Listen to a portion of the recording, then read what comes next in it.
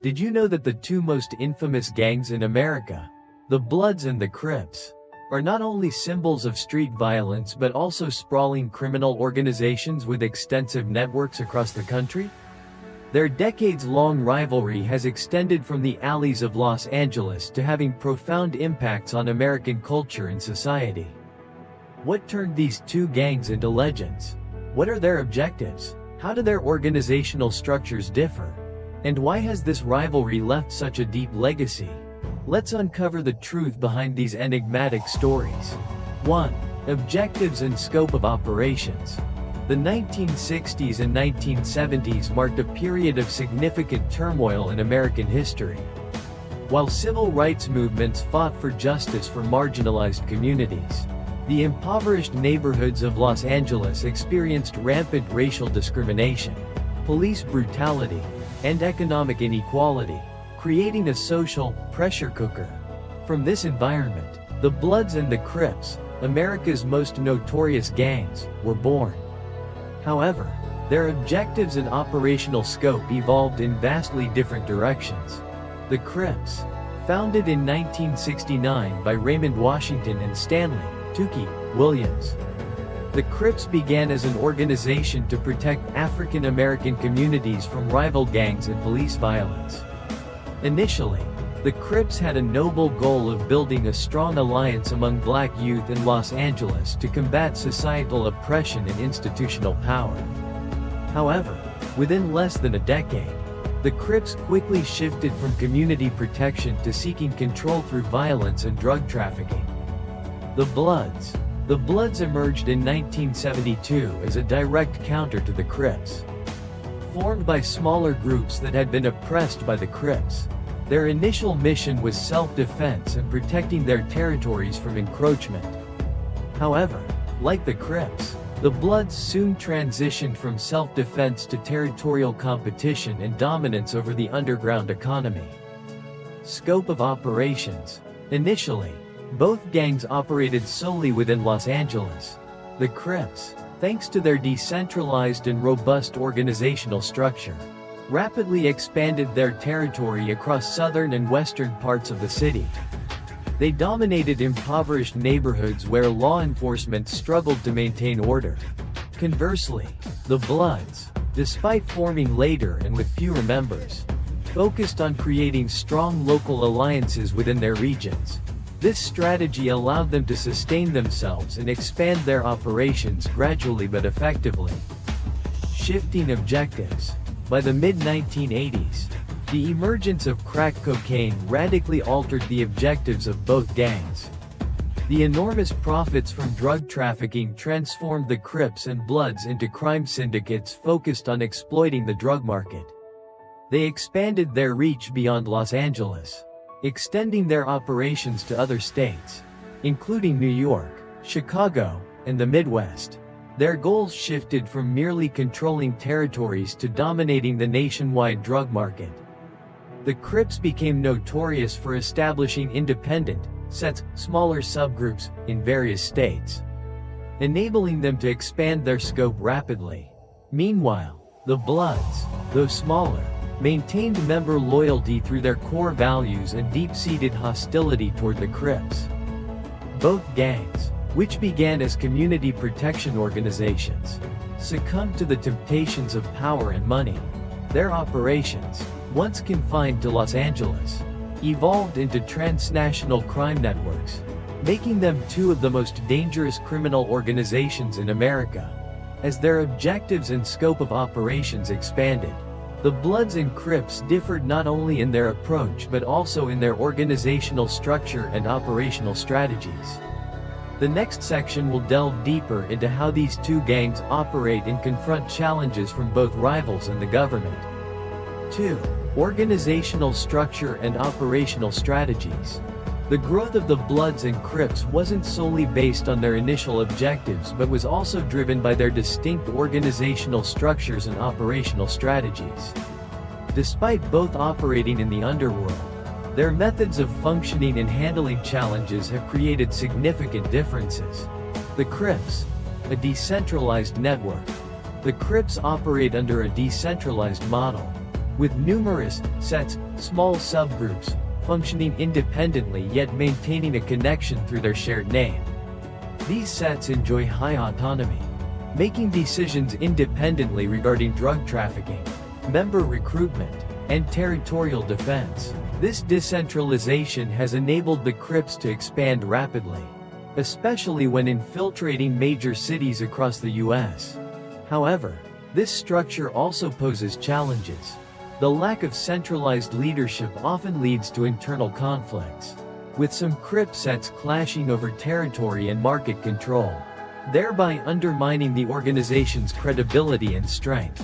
In some cases, internal disputes have escalated into violent confrontations, weakening the gang's overall cohesion. The Bloods, a tightly knit network. In contrast, the Bloods maintain a more unified structure, fostering strong connections among members within individual sets. While they also operate with independent sets, the Bloods prioritize loyalty and unity. Regular group meetings, the use of codes, and shared symbols are employed to strengthen collective identity and morale. This cohesion has helped the Bloods compensate for their numerical disadvantage compared to the Crips. Strategic approaches. The Crips focus heavily on territorial expansion through overt violence and numerical superiority. They often employ public displays of aggression to dominate new areas, intimidate rival gangs, and eliminate opposition.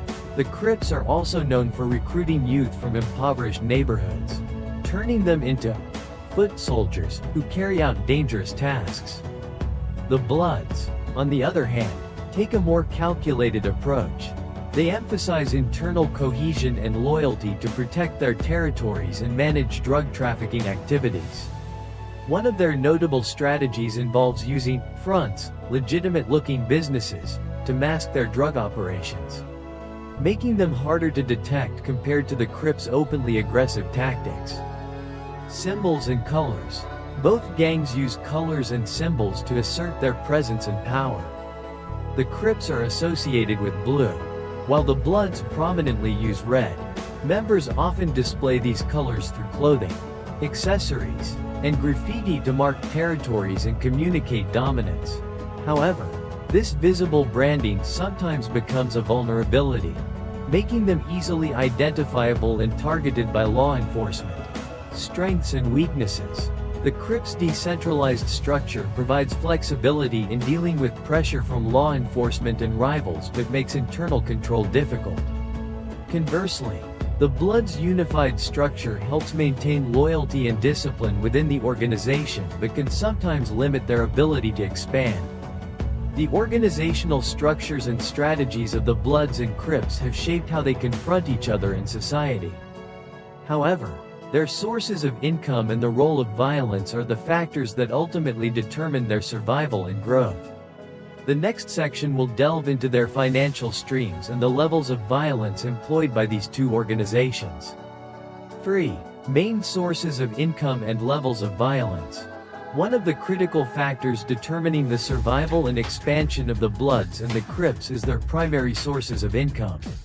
Although both operate in the underground world, their methods of generating revenue and using violence to maintain power exhibit distinct characteristics.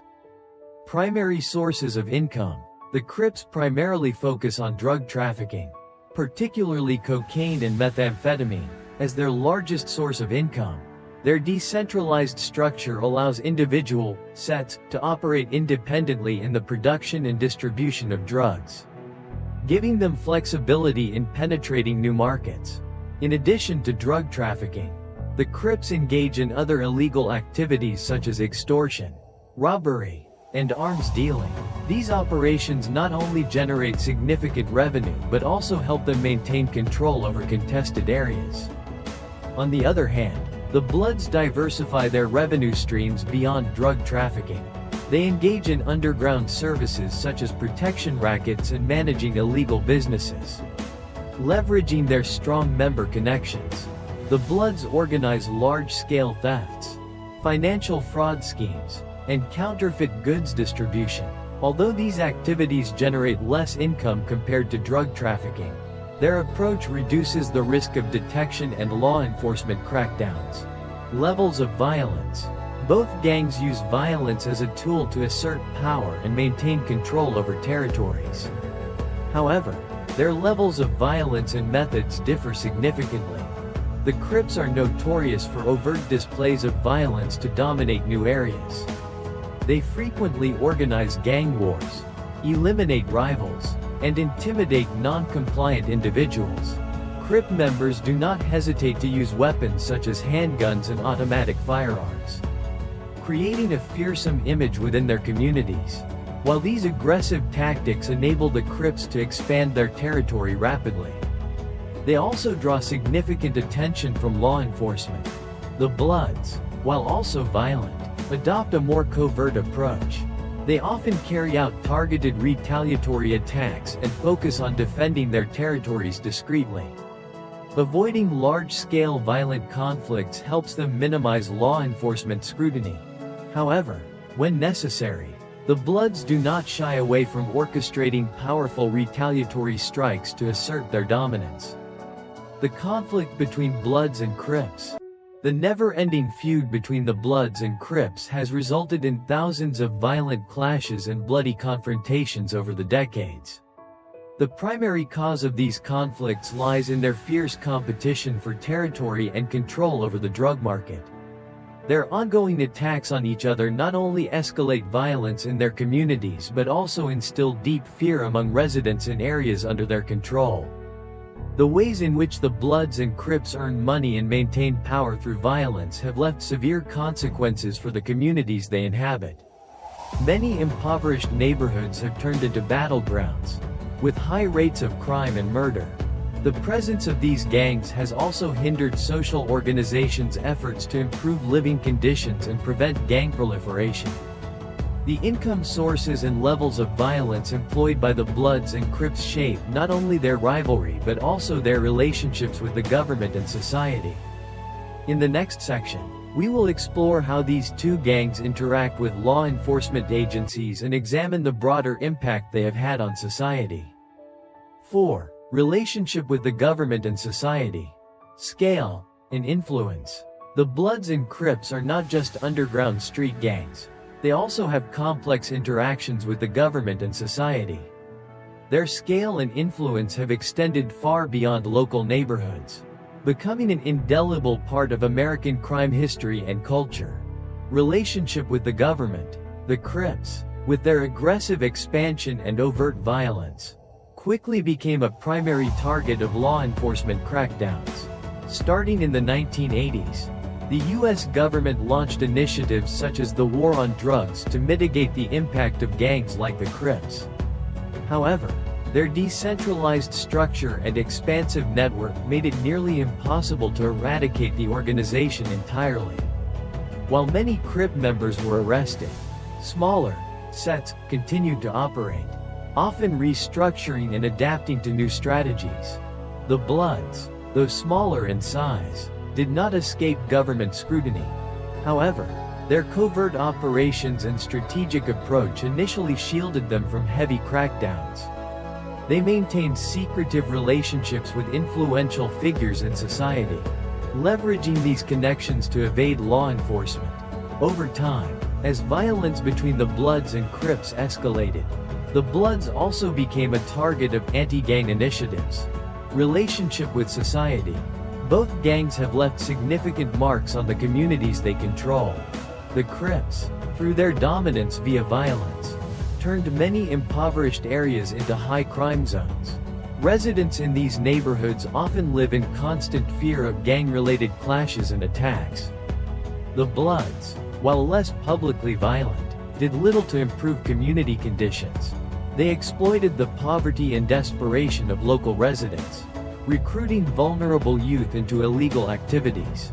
Both gangs' manipulation of young people created a cycle of crime, further complicating efforts by social organizations to enhance living standards and provide education. Scale and influence. Both gangs originated in impoverished areas of Los Angeles, but their influence has since spread across the U.S. and even beyond its borders. The Crips are the larger organization. with hundreds of independently operating sets spanning multiple states. From California to New York, they have also extended their reach internationally through drug trafficking operations. The Bloods, while smaller, are notable for their tighter organization. They focus on maintaining control within specific areas, ensuring their influence in the communities they operate. Their relationships with other international gangs, especially in drug and weapon smuggling, further bolster their power. Both gangs have profoundly impacted American culture, particularly through rap and hip-hop.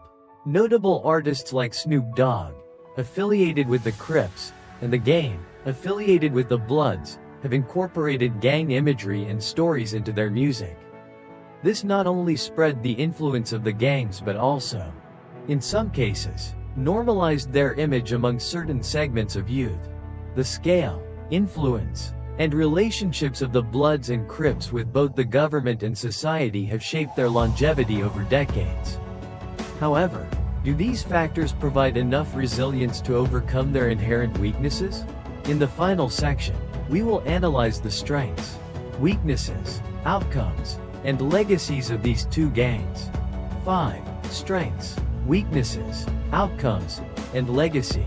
The rivalry between the Bloods and Crips has spanned decades, shaping the social and criminal landscape of America. This section analyzes their strengths, weaknesses, outcomes, and the lasting legacy they have left behind. Strengths and weaknesses. The Crips. Strengths. The Crips' greatest strength lies in their scale and decentralized network. With hundreds of independent sets, the Crips operate not only in Los Angeles but across the US and internationally. This decentralized model allows them to adapt quickly to government crackdowns. When one set is dismantled, others continue to function. Their capacity for violence is another key strength, helping them maintain control in many areas. Weaknesses. The same decentralized structure that is their strength also exposes their biggest weakness. The lack of a central leadership results in inconsistent strategies and management. This often leads to internal conflicts, as sets compete over territory and markets, weakening their overall coordination. Furthermore, their reliance on overt violence makes them easy targets for law enforcement campaigns. The Bloods. Strengths. While smaller than the Crips, the Bloods excel in their tight organizational structure and discrete strategies. This unity allows them to maintain control over key territories without attracting as much attention from law enforcement. Their strong internal loyalty prevents significant internal conflicts, ensuring stable operations. Weaknesses. The Bloods' limited size and resources are significant drawbacks. Their fierce competition with the larger Crips makes it challenging to expand their influence. Additionally, their reliance on illegal activities such as drug and weapon trafficking makes them vulnerable to government crackdowns. Outcomes. Despite decades of rivalry, neither the Bloods nor the Crips has been completely eradicated. However, technological advancements and improved law enforcement strategies have dealt significant blows to both organizations. Many of their key leaders have been arrested, diminishing their leadership and operational control. Nevertheless, smaller sets continue to adapt and operate, shifting toward less violent but highly profitable activities such as money laundering, international drug trafficking, and even legitimate businesses used as fronts for their operations. Legacy. The Bloods and Crips have left a deep legacy, both in the criminal world and American culture. Social and community impact. Areas once controlled by these gangs continue to struggle with the aftermath of violence, poverty, and high crime rates. Many youths in these neighborhoods remain trapped in cycles of crime, following in the footsteps of previous gang members. Cultural influence. Beyond their criminal activities, the Bloods and Crips have become cultural symbols, particularly in rap and hip-hop. Artists like Snoop Dogg, affiliated with the Crips, and The Game, affiliated with the Bloods, have used their stories to reach millions worldwide. These narratives have transformed the gangs into icons of resilience, rebellion, and, at times, resistance against social injustice. The Bloods and Crips are more than just criminal gangs. They are enduring symbols of a turbulent period in American history. Their rivalry highlights the dangers of social instability while emphasizing the need for improving living conditions and education to prevent the rise of similar organizations. The ongoing conflict between the Bloods and Crips is a stark reminder that gangs like these thrive in the presence of social inequality, poverty, and lack of education. Addressing these root causes through policies that improve economic opportunities, education, and community support is essential to curbing the emergence of new gangs. The legacy of the Bloods and Crips extends beyond their violent past. Their stories have reshaped not only neighborhoods but also popular culture. They remind us of the critical need to address societal issues before they give rise to similar threats. The rivalry between the Bloods and Crips has transformed not only neighborhoods but also popular culture. What do you think is the main factor that has allowed these two gangs to persist and wield such wide-reaching influence? Share your thoughts in the comments below so we can discuss further. If you found this story fascinating, don't forget to like, subscribe, and turn on notifications so you won't miss out on more exciting videos. We'll continue to bring you untold stories about criminal gangs from around the world.